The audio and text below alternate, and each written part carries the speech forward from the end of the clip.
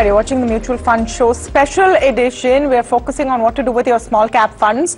The numbers on where you can reach us if you have a query are going to flash on your screen in just a bit. And in this segment, we're going to get our top experts to answer your questions. And, at this point, we're getting a lot of questions, which I'm sure many viewers will have. So let me introduce first Hemant Rustagi, CEO of Wiseinvest, and Harshvardhan Rungta, CFP of Rungta Securities. Welcome to both of you, and thank you so much for speaking with us today. I'm going to jump right in and start with the query, because what better way to address people's concerns. Vikas has written to us. He's aged 49, and his goal, I really love this goal, is booking profits. Very clear. He's saying, I've been investing through SIP in 3 different small cap mutual fund schemes for the past 5 years. I would like to continue the SIPs for another 5 years. I've booked some profits in 2021 and 23, and I'm still sitting at a profit of approximately 100% in all these schemes. Good for you, Vikas. Now, my question is, should I book partial profit? If yes, where to reinvest? Or should I continue my SIPs? These are the SIPs I've currently invested in. He's given those names. So HDFC Flexi Cap Fund has about 12,500 in it. HDFC Small Cap Fund 3,000. ICICI Pru Balance Fund 12.5. ICICI Pru Multi Asset Fund 5K, and SBI Small Cap Fund 5K. So quite a bit of detail over there. Hemant, I'm going to start with you because I find this particular query very interesting. People who are sitting on the kind of profits that Vikas is after already booking are wondering that if even the SEBI chair is talking about fraud, everyone's talking about greed, overvaluation, is it time for me also to take something off the table? If I do, where do I put it? Well, Tamanna, I think that's an important point, clearly. I mean, we have discussed that, and we all know that, yes, I mean, there are certain pockets of small cap. Definitely there is overvaluation, so there are obviously concerns there.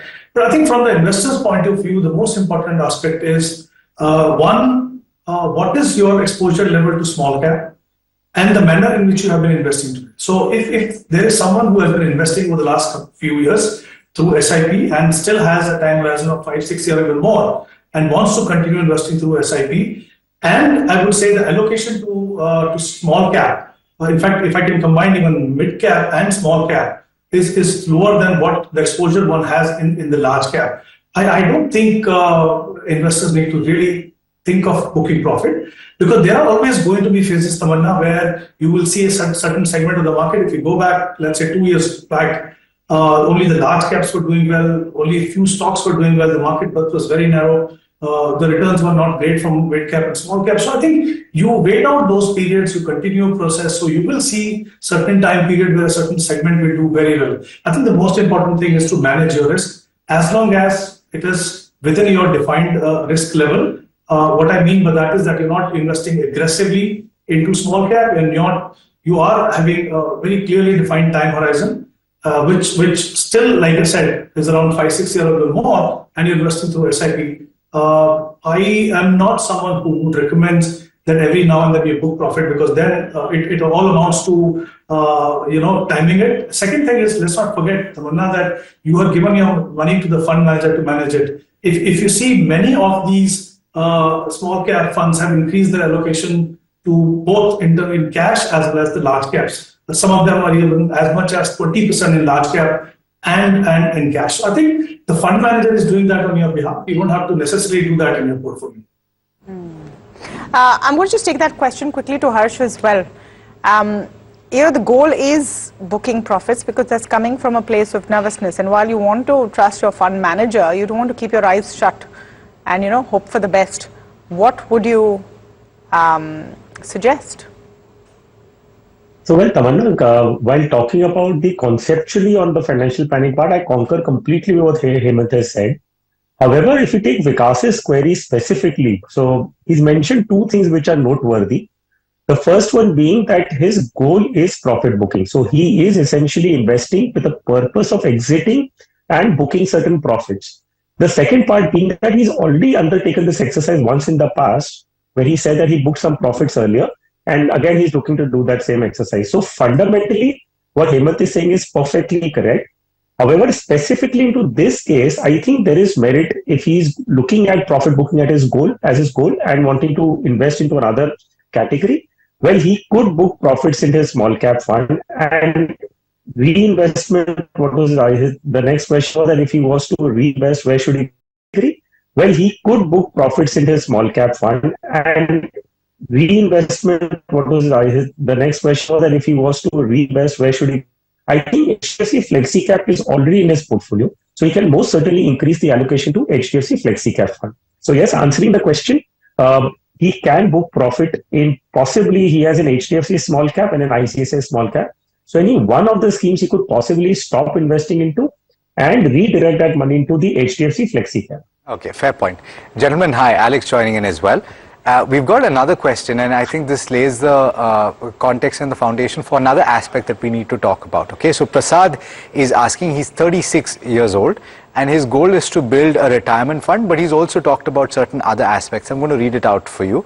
He's got equity holdings of about 2 lakh, and he's invested in, I believe, a money back policy of 12 lakh of LIC.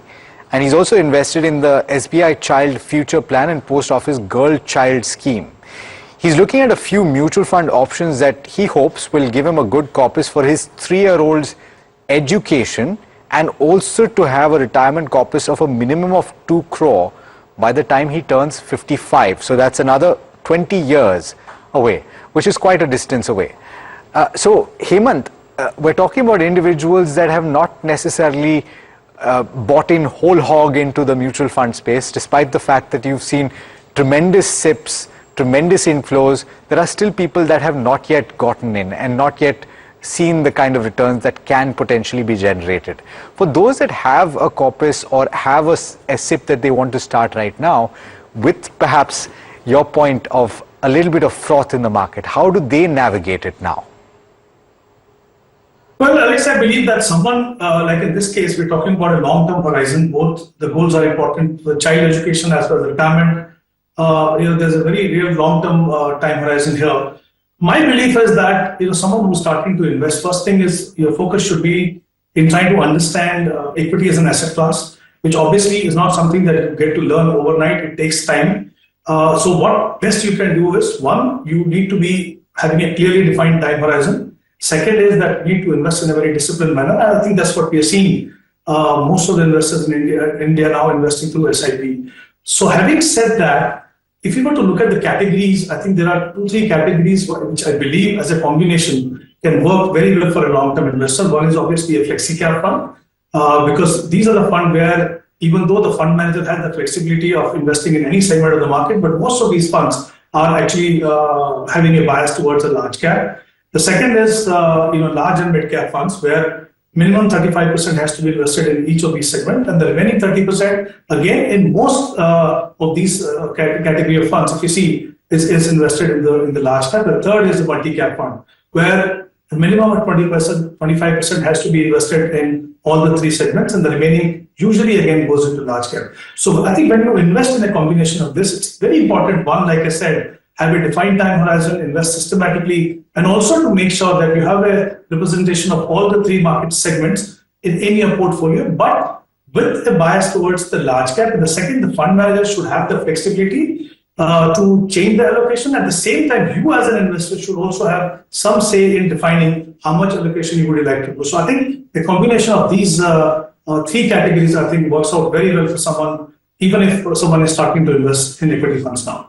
Fantastic. Harsh, last quick view. Unfortunately, we're running out of time here, but do you want to add anything to that in terms of schemes that he can look at in terms of allocation towards fixed income plus equity? Yes, Alex. So, looking at his query, he got 2 lakhs into equity, 12 lakhs into an insurance policy, which is an investment oriented. I don't know the SBI Child Investment is a mutual fund solution oriented product, or is it some ULIP or an insurance policy? The PO, the Post Office Girl Child Investment that he's referring to, I believe, is the Sukanya Samriddhi Yojana. Nevertheless, I have only one simple advice for him, is that you need to look at equity as an asset over long term. So he's got a girl child who's 3 years old, requires money for higher education, which at least there is 15 years time horizon, and his retirement itself is 20 years. So there has to be some thought gone into saying that we want to invest into assets which are growth oriented, which have the potential to beat inflation over a longer period of time. Though there could be volatility in the short term, but you need to create wealth by beating inflation. So his allocation will need to go more towards equities now, here on, whatever he's done till now, I'm not commenting on that part. However, here on, any additional allocation that he's making should be through an SIP into probably a flexi cap or a large mid cap or a multi cap fund, as Hemant has suggested. And it could be for long term. So he has to just have the discipline, patience, conviction, and look at investing into Indian growth, which is via mutual funds in through SIPs. Fantastic. Thank you so much, Harsh, for giving us that view. Hemant as well, thank you so much for joining us on this program. Viewers, we have to stop, we have to slip into a very quick break, but we continue to take your queries on the other side. And in fact, there's more to talk about with regard to the small and mid cap space of mutual funds. So do stay tuned.